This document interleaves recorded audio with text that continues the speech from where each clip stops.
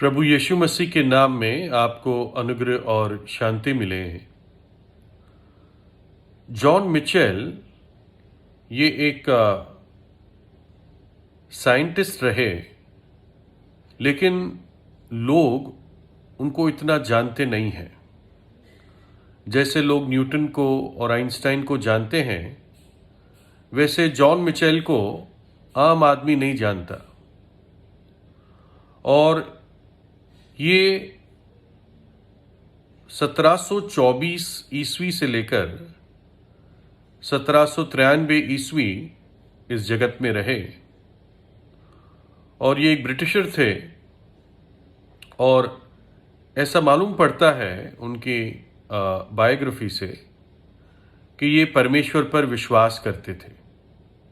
इनको प्रभु यीशु पर आस्था थी, और इन्होंने कुछ बहुत गहरी बातें इन सारी फील्ड्स में दुनिया को बताई। एस्ट्रोनॉमी में, जिससे ग्रह और तारे देखते हैं, जिस फील्ड में, जियोलॉजी यानी मिट्टी की जो साइंस है, ऑप्टिक्स यानी लाइट की और शीशों की, और ग्रेविटेशन जो पृथ्वी की खींचने की ताकत है। इन सारी फील्ड्स में इन्होंने कंट्रीब्यूशन, योगदान किया। और बताते हैं कि जबकि बहुत लोग नहीं जानते, लेकिन यही थे जिन्होंने ब्लैक होल्स होते हैं इस बात की थियरी दुनिया में लाई। और आज ज़्यादातर लोग मानते हैं कि ब्लैक होल्स होते हैं, अंतरिक्ष में ब्लैक होल्स होते हैं। दूसरा, इन्होंने ही इस बात को समझाया कि जब भूकंप आता है तो ये वेव्स की तरह चलते हैं, लहरों की तरह ये भूकंप के सिग्नल्स चलते हैं। और भूकंप बड़ी बड़ी चट्टानें या बड़े बड़े पत्थर के लेयर्स जो पृथ्वी के नीचे होते हैं कई किलोमीटर, उनके हिलने से हमारी पृथ्वी पर भूकंप की लहरें महसूस होती हैं। इन्होंने ये भी समझाया और थियरी दी कैसे एक आर्टिफिशियल मनुष्य का बनाया हुआ लो चुंबक कैसे मैन्युफैक्चर कर सकते हैं। और जब दो तारे एक साथ दिखते हैं तो ये कैसे दो तारे एक साथ रहते हैं, उस म्यूचुअल ग्रेविटेशन के बारे में उन्होंने समझाया। उन्होंने लैब में एक ऐसा यंत्र या अपैरेटस बनाया जिससे पृथ्वी की वजन को पता कर सकते हैं। और इसलिए जॉन मिचेल को सेस्मोलॉजी और मैग्नेटोमेट्री यानी भूकंप की स्टडी और लो चुंबक की स्टडी का पिता कहा जाता है। तो एक दिन की बात है कि एस्ट्रोनॉमर मिचेल ये सूरज को अपने टेलीस्कोप से देख रहे थे और सूरज की स्टडी कर रहे थे।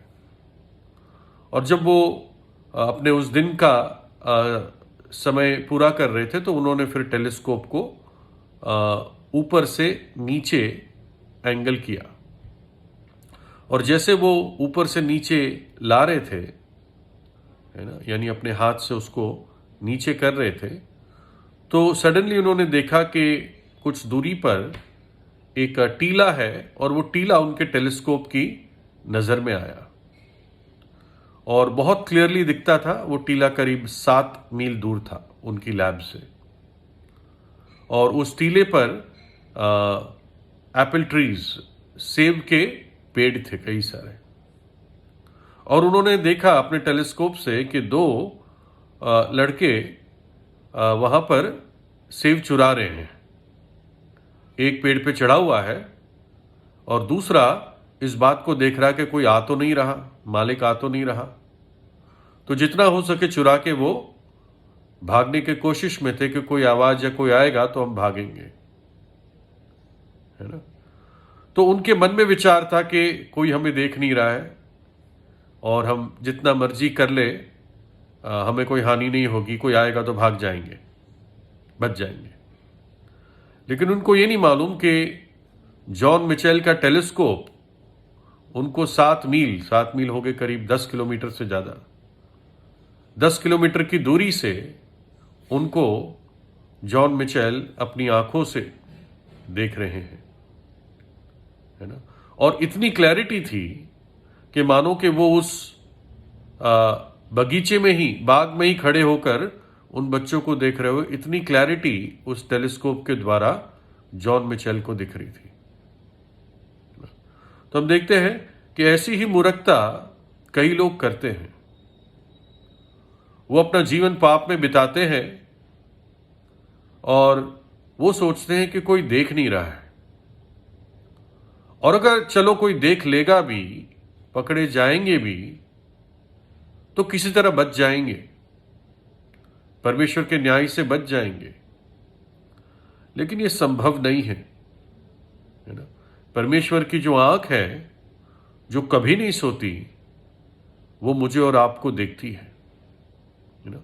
वो सर्वशक्तिमान है, वो हमारा सृष्टि करता है ना। हम कैसे उससे छिप सकते हैं। भजन 11:4 में लिखा है, परमेश्वर अपने पवित्र भवन में है, परमेश्वर का सिंहासन स्वर्ग में है, उसकी आंखें मनुष्य की संतान को नित्य देखती रहती है और उसकी पलकें उनको जांचती है। परमेश्वर की आंखें मनुष्य को देखती रहती है और उसकी पलकें मनुष्य को जांचती है कि मनुष्य के हृदय में क्या है। दूसरा इतिहास 16 में लिखा है, देख, यहोवा परमेश्वर की दृष्टि सारी पृथ्वी पर इसलिए फिरती रहती है कि जिनका मन उसकी ओर निष्कपट रहता है, उनकी सहायता में वह अपना सामर्थ्य दिखाए।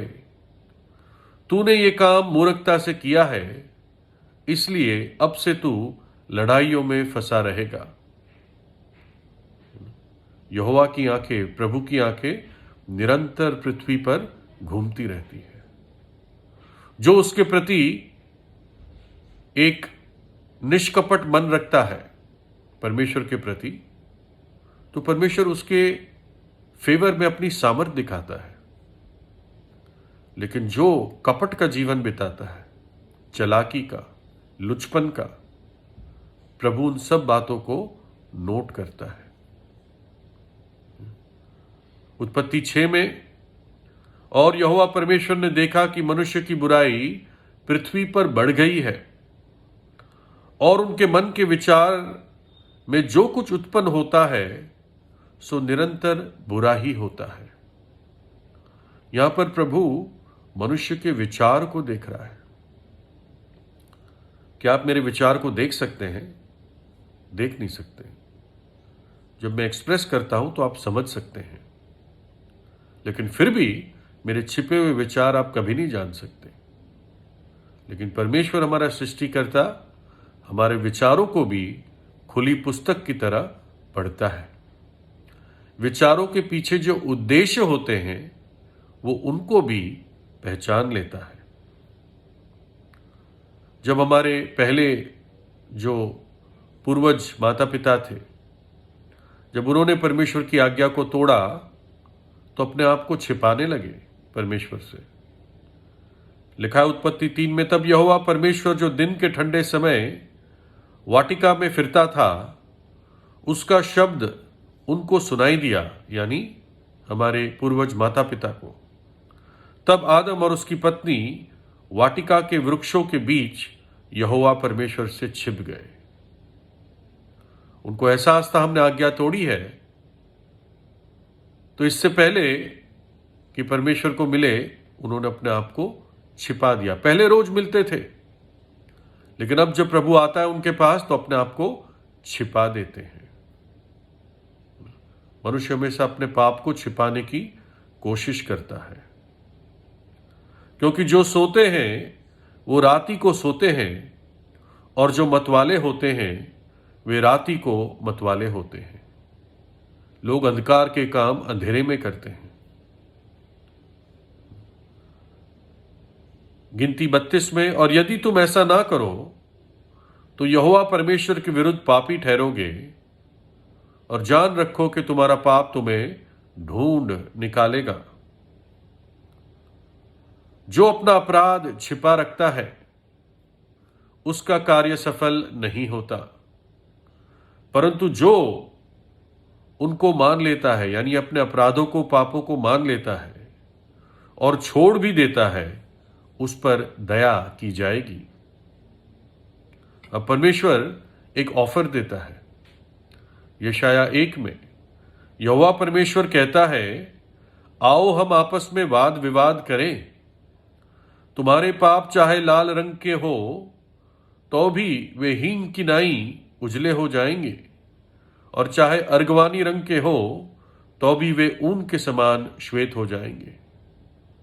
पाप किस रंग के क्यों ना हो, गाढ़े क्यों ना हो, गहरे धब्बे और दाग क्यों ना हो, प्रभु यीशु कहता है, हिम किनाई, जो ऊंचे पहाड़ों पर सफेद बर्फ होती है, प्रभु कहता मैं वैसा तुझे बना दूंगा।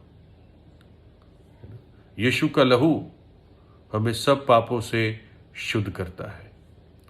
कलवरी के क्रूस पर प्रभु यीशु ने इसलिए अपना बलिदान दिया, अपना पवित्र लहू बहा दिया, ताकि जब मैं और आप सच्चे मन से उसके पास आते हैं तो उसका लहू हमें पवित्र करता है। वो जीवित है, तीसरे दिन जी उठा मृतकों में से, और इसलिए मुझे और आपको बचा सकता है। वो लड़के जो सेब चुरा रहे थे, वो व्यर्थ में सोच रहे थे कि हमें कोई देख नहीं रहा है और हम बच के भाग जाएंगे। दोनों चीज में गलत थे वो, और दोनों चीज में दुनिया भी गलत है, ज्यादातर लोग, कि हमें कोई देख नहीं रहा, और दूसरा हम बच जाएंगे। परमेश्वर की आंख आपको देख रही है, और दूसरी बात, परमेश्वर के न्याय से आप बच नहीं सकते। पापों में मरोगे तो भयानक नरक का दंड है, लेकिन प्रभु यीशु प्रेम करता है, उस दंड को उसने अपने ऊपर सह लिया। इसलिए जो उस पर विश्वास करता है, उस पर दंड की आज्ञा टल जाती है, हट जाती है। तो प्रभु यीशु से प्रार्थना कीजिए। परमेश्वर आपको आशीष दे।